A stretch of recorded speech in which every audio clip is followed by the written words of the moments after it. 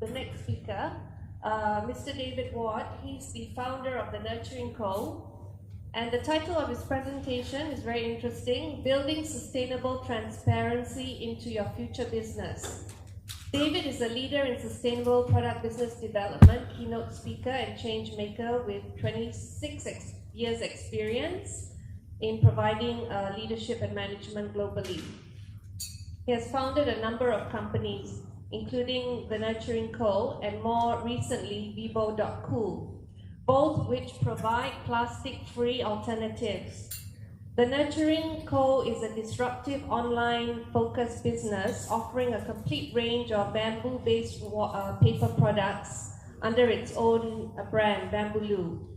Vibo.cool is a homegrown filtered water refill station company aimed specifically at helping hotels, schools, universities, and businesses reduce their dependency on plastic bottled water. Today, you will be talking about building sustainability and transparency into your future business. Please join me to welcome David. Thank you.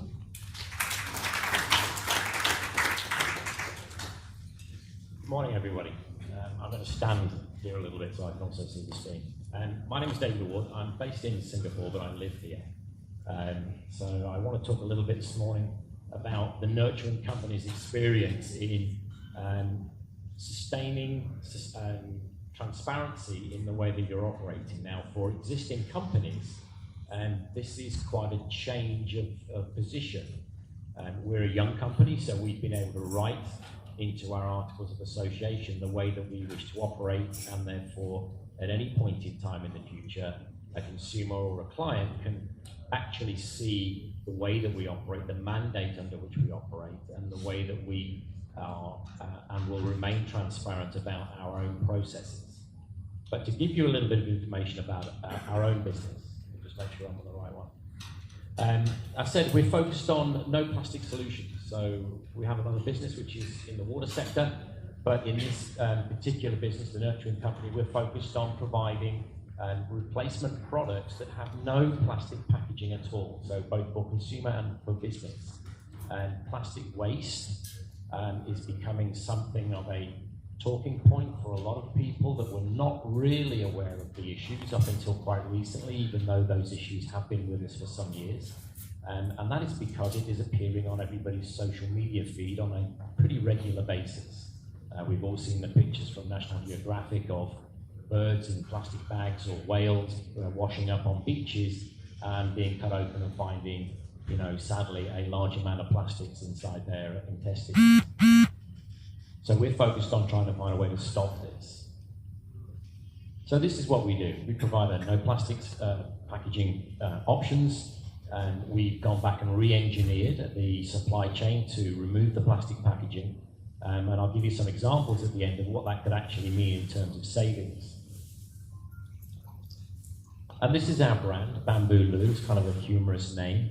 And it's a brand which is focused on bamboo tissue paper products. For those that don't know the difference between bamboo and tree pulp, bamboo is a grass. You cut it, it grows. You cut it, it grows. This is because it keeps the carbon in the roots, and it is a truly sustainable material. It is grows without chemicals, grows without fertilizers, and some species will grow up to 3 foot a day. So for the fiber industry, this is really the fiber of the future to match the needs of a growing population. So we do a variety of different products in SKUs. We're launching right now, actually, in Singapore, with toilet paper, and we do large jumbo rolls, as most of you will know, in the sort of facility sector for changing rooms and washrooms, etc. But this is our grab bag, as we call it. So this is a completely plastics-free alternative. There is no plastics at all. Everything is biodegradable and compostable. And the bamboo is 100% virgin bamboo that's grown without chemicals or fertilizers, no optical whiteners. And if you're not aware, bamboo itself is hypoallergenic, which means it's actually better for your skin. It is the only plant in the world that has this component in its DNA, which makes it very suitable for us to use as things like toilet paper or anything that we would be putting close to our own skin. We sell it in singles, we sell it in what we call our grab bag, And we sell it, obviously, for more for commercial use and business use in 36 roll cases and in 96 case cartons as well. But to talk about how this approach to being transparent is impacting your business and why we need to take more consideration of this is because we've got generational change happening. We've got a generation of people, or generations of people, I should say, who have a lot more information at their fingertips. So if we, oh, sorry, I might jump on. How do I point? No. Yeah, pointer? No, that's not the pointer. That's the pointer. Apologies. There we go. So companies are coming under increased scrutiny from customers and the public at large. So what does this mean? Information about every company is freely available. You cannot hide behind something that you did recently that might have been good to defend a position which has not been so good over the years. The customer will find out. So it requires a bold statement, a bold change of attitude, and those in the facility sector of every company have a great opportunity to influence change inside their own organizations. CSR is not enough. You know, most big companies have CSR departments, and this was always seen as being a way of an indication of a company's determination to work with green policies across their business. But this, for millennials particularly, or younger generations, is simply not enough. This is not a single department issue. It is not something that a department on its own, working on its own agenda, can resolve. It takes a whole company's decision-making process to change, to bring about a situation where every component of attitude and behavior and action is based on the premise of doing it in the most efficient and effective and least impactful way possible. The intangibles of a business, as most people that will have seen in various different reports over the last couple of years, what's referred to are the intangibles versus the tangibles, the tangibles being the bottom line. And the intangibles are now outweighing the tangibles in terms of the way that people look at companies and whether investment companies or banks are being judged, or large corporations, and maybe even some of the businesses you guys work with are being scrutinized as what you are doing for society. What else are you doing to dismantle a process which probably was overutilizing resources in the past and to a greener method today? The internal team can play a huge part in this. As I said, the CSR department's position is now one which a lot of people are looking at and going, this really didn't work. We're still having the same problems. Yes, companies can stand up and say they've reached their CSR goal, but this is not enough. This is not it in changing what we saw in the first slide with the amount of plastics entering our environment, or the devastation we see with deforestation around the world. So it becomes a company-wide requirement for everybody in the company to be aware of the goals and for everybody to be walking towards those goals together. Sustainable options or consumables should be considered wherever possible.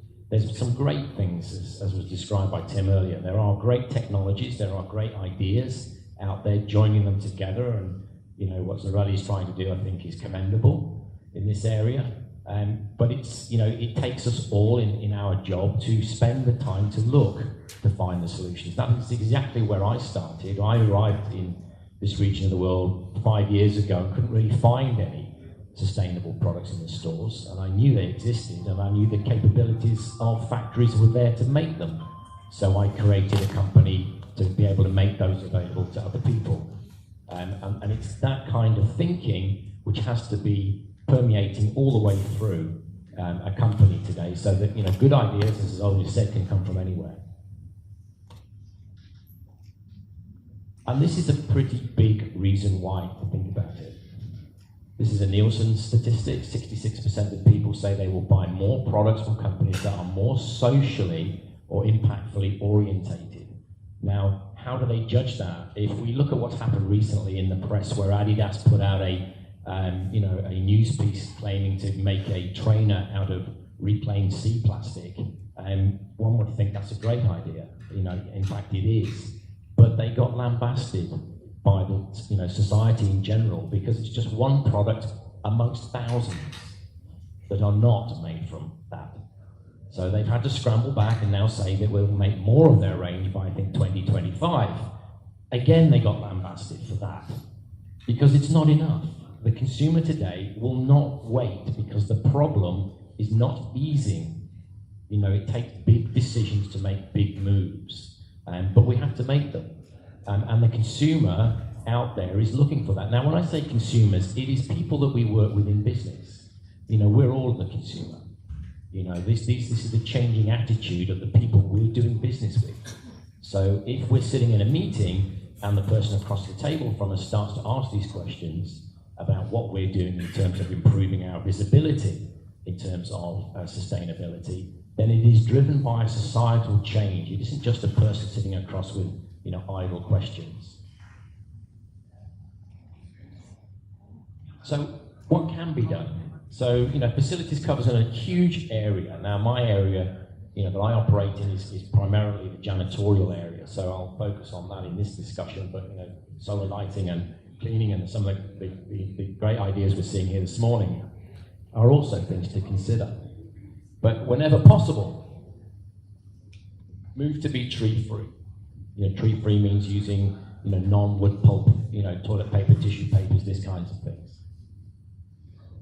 Wherever possible, remove the one-time use plastics. We are incredibly dependent today on the use of one-time plastics, whether it's the drink we get at lunchtime, which normally comes with a plastic cup, a plastic lid, a plastic straw, and even a little plastic handle carry, all of which will go straight in the bin after about 3 or 4 minutes. Encourage a bring your own mindset. We met recently with Singapore Health, and we're sitting in the meeting talking with their facilities team, and we watch a member of staff come in, and we're meeting in the internal cafe at one of the central hospitals, and they literally put their arm around about 15 refilled water bottles, which surprised me. So I asked the question, what's going on? And the facilities manager was very enthusiastic and smiling to say, we've just instigated a new bring your own policy starting actually from next Monday, which was the beginning of August. So the staff are getting themselves ready. We don't let them bring anything which is one-time plastics into to the building any longer. So they need to bring reusable plastics for their food, bento boxes, etc. And they must bring a refill water bottle. I thought this was a really great internal initiative. And we were there talking to them about the water program. Look at the options to remove or reduce the amount of plastic bottles that are used, particularly in meeting rooms or in conferences, etc. And it's seemed customary to offer your guests a bottle of water. That's very good. They may well be thirsty. It's a necessary requirement on a daily basis. But the plastic bottle, sadly, will probably just end up in the rubbish. Only 9% of plastic waste actually gets recycled. The rest of it will kick around the world for about the next 400 or 500 years. So it's a worthy change of mindset to not do that and maybe go for one of the small water chillers like the one that we see over here today. Create awareness. Anything and everything that you're doing to improve what's going on in your company. In our case, we met recently with cold storage. We were pitching actually to get them to take bamboo loo into the stores. Now that would be the very first time that a business, a supermarket, would be taking in a no plastic wrapping product. And we thought we were going to have a hard time with this because that system is embedded.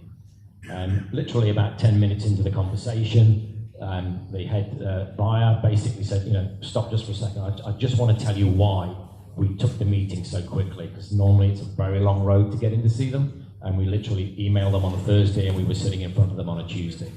And she shared with us the amount of pressure that cold storage is now getting through its own social media and through consumers in their own stores about the fact that they don't appear to be doing anything about reducing the amount of plastics used across their business. So in every business this occurs, it's just the way it is. It's become customary for us to see products, buy products that are double wrapped in plastic, triple wrapped in plastic, stapled, secured with ties, etc., etc. These are things which have just developed because they suit the production process. They don't suit us as consumers, and they certainly don't suit the world that we're trying to live in. So any opportunity that might exist to be able to remove those, we must take. But we must make sure that people know about it. If we're not going to talk about it and we're just going to do it, then little by little the consumer's mindset will not change towards your business. Social media and public, company announcements or even internal bullet boards, etc., are a great way of sharing the initiatives. And as we come back to that point about, the CSR department, it's their responsibility, that's not really valid anymore. It is, the responsibility of everybody in the company, and sometimes that takes the decision-making process to happen at a higher level, and it can also happen with a groundswell of change, like the bring your own, policies that people like the hospitals are putting into place. But ultimately, what we're all trying to do is to build a world that we would like to grow up in. We're all here, we're all adults. Sadly, a lot of younger people look at this as our problem, and they're going to be left to try and resolve it. But they're not really empowered yet to be able to do that. It falls to us to try and make that decision, and it won't be, as Tim said, the small thing that I do today may not make much of a difference, but if collectively we all do something, then it will make a very big difference over a period of time.